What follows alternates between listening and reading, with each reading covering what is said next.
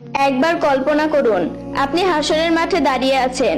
এখন সবার মধ্যে আল্লাহ তাআলা আপনার হিসাব নিচ্ছেন।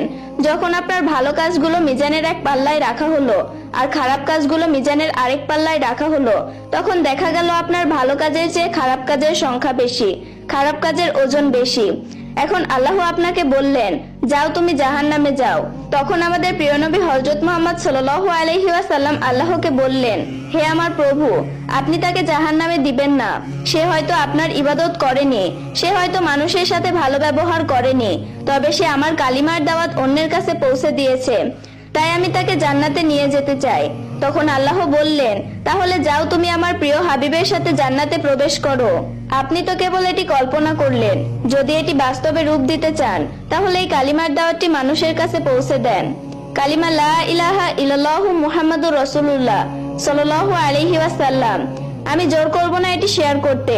যদি ইচ্ছা হয় রাসূলের সাথে জান্নাতে যাবেন, তবে এই দাওয়াতটি অন্যের কাছে পৌঁছে দেন, আর না যেতে চাইলে দেওয়ার দরকার নাই। আল্লাহ হাফেজ।